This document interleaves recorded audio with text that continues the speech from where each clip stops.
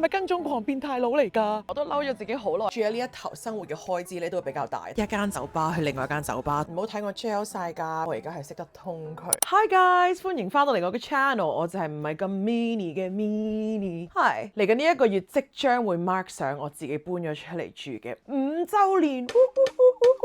我喺24歲變25歲嗰個 birthday 嘅時候咧就搬咗出嚟。其實我一直咧都冇同大家講我搬咗去邊嘅，但其實如果睇我平時去開邊度或者出入 follow 嘅話咧，都可能會估到。我之前個 family home 喺新界咧，嗰陣係啱啱做我自己嘅 creative agency 啊，做啲 marketing 同埋 branding 嘅工作啦。嗰陣我大部分嘅客人咧都係餐飲業啦，咁都係喺中環啊、中西區啊呢啲地方，出入來回要好耐啦。跟住終於有一日我就覺得 you know what I need my own space， 跟住我就決定咗要搬出嚟自己一個住啦。跟住就揾到我喺 mid levels 嘅呢一個 studio apartment 啦。It was great while it lasted。過去呢5年我成日都走嚟走去，其實唔係真係要花好多時間喺屋企嘅。今日我就想同大家分享咧，我自己搬咗出嚟呢5年咧學咗啲乜嘢嘅得着。有啲係比較實用噶啦，有啲係改變咗我人生一世世好多嘅 perspective， 好多嘅想法 shape 咗而家我做成為呢一個 version 嘅我自己。而有好多都實不相瞞係 kind of what the That's life。由自己交水電煤，個廁所塞咗，成個天花爛晒，漏水冧，踩玻璃去醫院，其實好多 crazy 嘢喺呢間屋入邊發生過。點樣 train 成呢個大部分嘢都要自己 handle 嘅我呢？ Let's talk about it。其中一個我會最掛住呢個 neighborhood 嘅一樣嘢，一定係我呢間 cafe。佢嘅嘢食同埋咖啡係咪最好味 ？No，but 我已經有咗一個歸屬感喺呢度咯。其實我當初揀搬出嚟嘅時候，點解我揀咗喺 mid levels 呢個地方呢？當你自己一個住係獨居嘅時候咧，你要中意你自己個 community 啦，即係你附近嘅一個社區，其實都會幾影響你成個體驗感。mid levels 中環呢度呢，其實係好容易令你中意同埋愛上，尤其是我呢啲中意外國文化嘅人啦，有好多新嘅事物啦，好多新嘅餐廳啦，好多新嘅 cafe， 好多人去旅行嚟香港啊，都會揀去 Soho 嗰度行下去感受下 Hong Kong vibes。咁當呢個係你屋企附近，你行過每一日夜晚散步嘅一個 walk 都係嗰度嘅時候呢，當然都有佢特別嘅一番風味喺度。頭半年搬咗出嚟呢，其實我好快就習慣㗎啦。點解呢？因為其實我有好多我嘅 expat 朋友啦，都係住喺呢一個 neighborhood 嗰度嘅，所以我好快咧就進入咗我自己個 bubble 啦。同埋嗰陣我好後生㗎嘛，24、25歲咧咁 young 嘅時候 ，you're gonna be out and about。嗰陣一 weekend 最享受嘅咧就係 bar hop， 一間酒吧去另外一間酒吧，同唔同嘅朋友一齊傾偈。你住喺呢度咧係會好容易 say yes 㗎，因為你行落去就係啦嘛。又話啊，你今晚得唔得閒啊？換套衫落去就係咯喎，咁might as well。但係真係令到我 settle down 嘅感覺咧，當然就係我附近成日去開嘅 cafe， 知道你嘅 order 啊，會同你開始傾下偈啊，都係令到我覺得啊呢度有家嘅感覺。即使我自己一個人，同埋另外一樣都我搬咗出嚟 pick up 嘅一個好習慣咧，就係我非常中意行路，因為呢個附近實在太方便啦。我要做嘅所有嘢咧，其實我都係行到嘅，用步行去代車。仲有一樣我最愛嘅咧，就係雖然你喺 city centre， 但係其實咧我距離大自然咧都幾近嘅。由我屋企行到去山頂都係1個鐘頭內嘅事。如果你想行到上 High West 咧，都只係加多半個鐘啫。有時真係做完嘢好繃緊，覺得 Oh my God I need some nature， 跟住我可以即刻行上去。同埋如果好彩好天嘅日子，你會見到晒成個香港嘅景。有時日落嗰個粉紅色天真係好鬼靚。I'm grateful for this life。方面嘅城市距離大自然咁近呢，我覺得係真係香港嘅 luxury 嚟嘅，即係呢個係其中一個我都最 appreciate 嘅嘢。同埋你住中環呢頭呢，真係唔使驚悶，因為你好容易呢喺條街度都會撞到自己識嘅人啦，成日行過都有啲熟悉嘅面孔。但係唯一一樣唔好嘅嘢就係，當你落屋企樓下嗰個街坊莊都會俾人認到啊。有時我心情曳嗰啲日子，咪會覺得好煩啊，住喺呢度成日撞到人。你心情好嗰啲就話 Oh my God， 我有好多朋友喺呢度附近啊。Anyways， 大家會探埋我杯咖啡。轉去下一個 point， 我哋再講。其中一個喺自己住嘅 neighborhood 度好緊要嘅一樣嘢咧，就係我成日都覺得要保持住呢個微笑啦。可能因為我係一個大 E 人嘅關係啦，我唔發覺呢樣嘢係難嘅。一樣咁簡單嘅可以 open 你嘅 energy， 令到人覺得你係友善啲啦，咁就可以更加容易咧結識到同朋嘅新朋友嘅。其實都係我覺得獨居嘅一個得着嚟嘅。所以做一個 friendly 嘅鄰居咧，唔少得嘅就係個笑容。Speaking of 笑容，容許我介紹一個我最近非常 into 嘅新產品俾大家。我係一個對口腔健康都好執着嘅人啦，因為 it's part of your gut health。每日用牙線啊、啷口水同埋咧用電動牙刷去刷乾淨啲牙咧，我已經做咗非常之咁多年噶啦。因為我每次睇牙醫咧，我都好認真咁樣聽佢講嗰啲 tips 啦。But then 無論我幾注意我牙齒嘅健康啦，有好多年咧，我都發現我真係好難可以白到我啲牙，真係白唔到咯。唔係唔乾淨，但係佢就偏黃咯。同埋始終我都有飲咖啡嘅習慣啦，真係有好多年啦。除咗係攞嚟提神神之外咧 I just really love it。一段時間咧，我係將佢轉咗做 matcha。咁咖啡真係其中一個俾到我好多開心嘅一樣嘢，所以我真係放棄唔到 my love for coffee。You know what I mean？ 唔係想有容貌焦慮，但係其他人個笑容咧係其中一樣我最留意嘅嘢啦。即係同埋我同人講嘢嘅時候，你都會望住佢啲牙噶嘛。所以一個靚嘅 smile 咧係真係好吸引到我嘅。我自然想我嘅笑容會靚啲，咁都好正常啊，係咪？我連箍牙咧我都箍過2次，因為我真係好想有一個其實我試過美白牙貼同埋美白療程，但係我啲牙咧都屬於比較敏感嘅 got so sensitive。我唔係成日咧都可以 keep up 住到呢一個嘅習慣，長期都可以美白住佢。所以最近我試咗新嘢啱晒我，就係呢一對 Bixdo 嘅美白 CP， 有呢個嘅培智藍光刷 Pro 同埋呢個嘅 Pep 美白牙膏。呢個有乜分別啊？當我發現咗佢有藍光美白可以 2 in 1嘅時候咧，我就 Oh my God， 我一定要俾個機會佢。最緊要係佢美白模式，佢有460nm 專業藍光，配合埋配套牙膏一齊用，美白原理其實好簡單。呢副牙膏入邊嘅 Pep 係有機嘅成分 ，Pep 唔會好似一啲好強效嘅美白成分咁樣咧，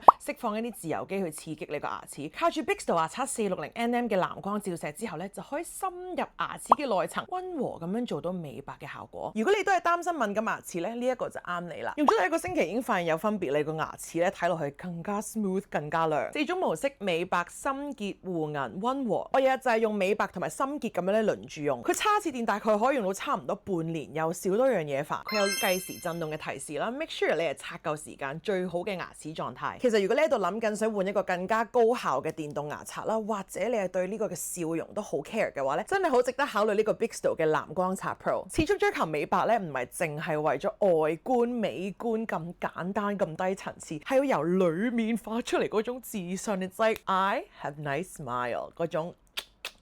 好多人笑得好睇，除咗排牙齊之外，仲要係白雪雪，可以美白牙齒喺你每日嘅習慣入邊加入，唔使再專登整色整水，係咪好吸引先 ？Of course， 我會有優惠俾大家啦，而家可以用我嘅 discount code 200蚊嘅優惠，佢原價1499蚊，再送一個美白牙膏俾你，把握呢個限時優惠 ，upgrade 你屋企支電動牙刷。如果你未用電動牙刷，更加開始要去試。如果你而家屋企有任何嘅電動牙刷牌子啦，可以上佢個網站度以舊換新，即刻咧可以換取翻200蚊嘅優惠，你唔需要 send 翻部機俾佢，但係 you get this discount。So 我而家要出門口繼續展露我嘅微笑。其實獨居嘅呢段時間咧，我最大嘅分別係我了解咗自己多好多咯，因為你多咗好多 moment 咧係你自己一個人。其實人與人之間相處嘅時候，都係有好多個唔同版本嘅你啦，即係每一個人帶出嚟都係一塊鏡，可以 show 到唔同嘅自己。總之你就多咗機會咧去諗自己想點，自己一個係點嘅人啦。咁當然好嘅日子咧，呢一啲係會幫你去成長嘅，可能但係嗰啲能量低嘅日子咧，你自己一個人喺屋企，有時咧嗰個聲音就會變得有啲大啦，有啲 negative thoughts 出咗嚟啦，去 spiral 啦，去 overthink 啦。It does happen。雖然我而家個感覺咧，比好多人係冇我以前咁開心、咁樂觀、咁活潑，但係反而我唔逃避我啲負面嘅情緒，即係唔係淨係出去玩啊、飲嘢啊、去麻醉自己，揾翻一啲新嘅 hobby， 想長期我個 future，who I really wanna be 去做嘅嘢嘅時候咧，因為咁我都有成熟咗好多，同埋個人認真咗好多咯，即係冇以前咁隨心所欲啊。其中一個喺呢個過程入邊，我都學識咗好多嘢嘅咧，亦都係呢一個嘅 dating， 即係呢個嘅約會啦。呢一個咧都係我自從搬咗出嚟一個幾大嘅課題嚟，因為以前真係冇乜機會去接觸咁多異性啦，嗰個 moment 唔喺度啊，即係 it's not the right time， 或者可能我自己都未 ready 去 date， 出到嚟中環自己一個住。I mean， 如果你想嘅話，係好容易結識到新嘅朋友。咁我住咧喺 Mid Levels 個 dating scene 咧都係非常之混雜咗嘅，即係有本地人又有啦，香港人，但係又有好多 expat 啦，即係外國人啦，所以認識咗好多唔同文化嘅新朋友。其實佢有 keep 住 expand 緊我嘅視野嘅，即係佢追求緊唔同嘅嘢，同埋有唔同嘅文化。當然好嘅就係你好 open-minded 地，你可以吸收到多啲唔同人生活啊，同埋可以去 inspire 下你，睇下你自己其實係想點樣。有時都會唔小心走入咗你個心多少少，混淆咗視線嘅。但係一個正嘅地方咧，就係住咗我呢頭咧，佢啲 dating activity is so super fun， 乜嘢種類都有。我而家坐緊喺 Tamer Park， 咁有時同人哋 first date，I think is the best。首先咧就要去咗 Messina 嗰度買杯雪糕或者買個 coffee， 跟住之後咧就可以一度行，圍住中環，又可以做下運動、散下步，又可以傾下偈咁樣。That's like my favorite date activity。熟啲之後又可以一齊行上山頂睇下日落，再啱傾啲又可以食埋個飯。仲要 Soho 有咁多分餐廳同埋酒吧，其實喺嗰度 date it's like super easy， 諗活動係超級無敵咁容易。雖然諗翻翻轉頭都有傷過幾次嘅心啦，當中都有好多得着嘅，你會越嚟越了解到自己想要啲咩，同埋自己係一個點樣嘅人，同一啲點樣種類嘅人相處係最舒服，同埋過程喺嗰個 moment 都係開心噶嘛，就 it was like really awesome， 都有好多衝擊過我嘅三觀啦，完全要學識咗好多保護自己嘅嘢啦。我細個嘅時候係冇男仔嘅 attention 嘅，即係通常都係成日俾人笑。喺我個世界入邊，當我仲喺我爸爸媽媽身邊嘅時候，佢哋從來都唔使要擔心我呢樣嘢。所以以前我係完全冇吸收過點樣同男仔相處，或者都唔係有好多嘅 experience。突然間廿幾歲自己出咗嚟，跟住又有啲 attention 咯。咦？咁要自己再 navigate 嘅時候咧，就一定係有撞過好多板嘅。有好多時俾人哋超越咗你嘅底線，你自己唔知啦，你嘅界線、你嘅 boundary 啦，唔識得睇一啲 red flags 啦，或者其實我覺得最多時都唔係唔識睇嘅，而係個人自己一個住咧，真係太寂寞，真係要一次又一次再撞板咁樣咧，去令到你自己知道我要點樣去學識同自己獨處共存，同埋選擇嘅時候都要勇敢少少，唔好因為一刻真係太想陪伴啦，即使一個唔係好適合，同埋你見到有啲你覺得 values 價值觀上唔係好啱嘅人，都繼續去嘥自己嘅時間去放多啲心機落去。人都係人嚟噶嘛，我哋點樣都會有 attachment， 都會有感情噶嘛。當你認識得太深之後，你都會覺得其實佢點樣都會影響到我少少噶。之後如果有機會嘅話，都同大家 share 多啲我嘅 funny dating stories，like 其實都有幾多都係幾搞笑，即係我諗翻轉頭係 what the like， 好似講嘅時候，其實我都覺得好好笑啦。其中一個我都嬲咗自己好耐嘅一個課題啦，要用咗好多時間同埋心機咧，先至可以釋懷到啊，先至可以俾到啲 self compassion 自己。你唔好咁啦，你嗰陣冇心嘅。如果你知道你當初都唔會咁嘅一個 moment，即係你而家諗翻轉頭就覺得 Why were you so stupid？ 呢個係一個 cautionary tale， 係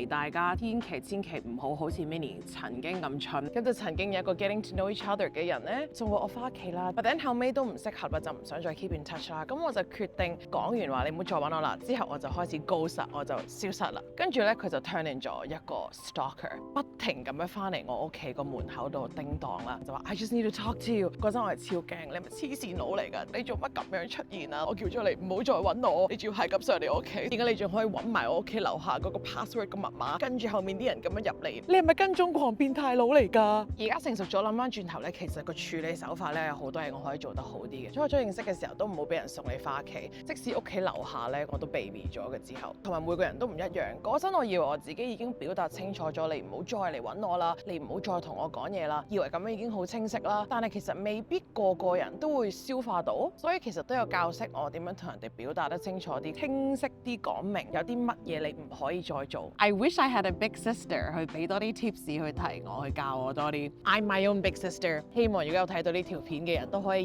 以我為鑑，同埋唔好亂咁俾人送你翻屋企啦。最後 share 下一啲現實啲學到嘅嘢，照顧自己。其中一個我覺得獨居最大嘅 challenge 咧，就係當自己病咗嘅時候啦，又或者係心情真係非常之差，冇其他人喺身邊嘅時候咧，跟住想唔照顧自己。啱啱搬出嚟嗰陣嚴重啲嘅，即係心情一曳嘅時候咧，真係好中意專登唔照顧自己 self sabotage， 一係就亂咁食嘢，一係就唔食嘢，跟住咧作息又好唔定時。獨居令我深深感受到自己要有自律照顧自己嘅緊要性係喺邊度，尤其是病咗嗰啲日子，仲要發高燒啊，真係好唔舒服啊，或者整親嘅時候咧，真係自己一個人翻到嚟屋企係真係要有好多嘅一啲叫 emotional regulation， 去令到你自己記得而家係咁樣嘅感覺，但係你可以照顧到自己㗎。It's okay。你個身體一 weak 嘅時候，當然你冇咁多嘅 energy 去再 positive， 去覺得 Oh my God I'm a strong independent woman I got this it's hard。 初出嚟嘅時候乜都唔 ready， 而家係所有唔同嘅藥我都準備好晒，同埋我個 first aid box。自從喺屋企重創大踩玻璃，跟住又試過燒傷、勒傷、擦傷，喺個單車度撲落嚟，我個急救箱係超齊全。唔好睇我 gel 晒甲，個性格又滴滴噔噔咁樣，我而家係識得通渠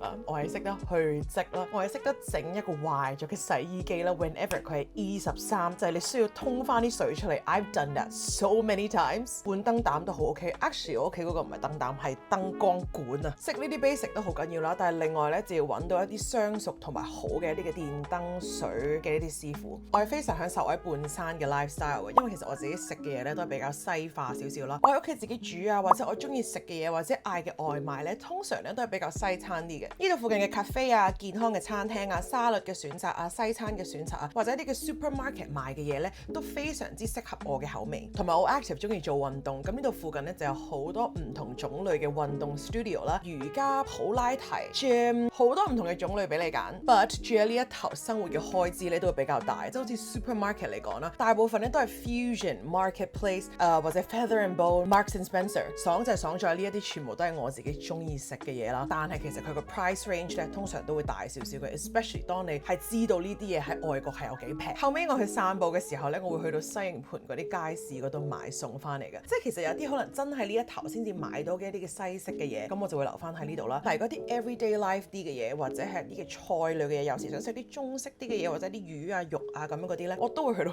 街市嗰度買。嗌外賣呢一頭乜嘢選擇都有，仲要係最好最正嘅餐廳，係真係完全唔使擔心啊！當你自己一個人住嘅時候咧，你 at least 要 hit 到一個 certain amount of 錢佢先至會送噶嘛。咁同埋你嗌下，其實加下咧，外賣嗰張單都可以變到好大。同埋食外賣始終都唔及喺屋企自己煮咁好，你完全知道自己放嗰啲咩喺入邊啊嘛。有一段時間咧，我都係提我自己，唔可以再嗌 delivery 啊！我係有 delete 咗我啲 Food Panda 啊 Deliveroo 啊 no， 要一個 break。不過總括而言，你問我覺得值唔值得咧，我就覺得 so worth it， 因為我嘅生活質素、lifestyle 同埋我學咗嘅嘢咧，全部都喺晒呢度啊，喺呢一度啊 ，and I love it。I'm so grateful for the past 5 years。我呢5年嚟學識點樣照顧我自己，建立一個更加唔同同埋更加好嘅社群，去探索同埋建立我嘅事業。路途上遇見嘅每一個人同埋開心嘅回憶，同埋一啲非常之緊要嘅課堂。咁呢5年獨居就係咁樣完咗咯。嚟緊會有啲乜嘢新嘅事情發生呢？不如俾你估下我下一步想點？喺樓下 comment 睇你又啱唔啱先？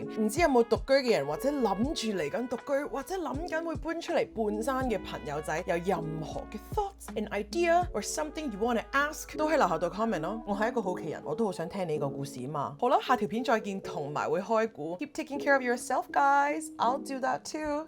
See ya.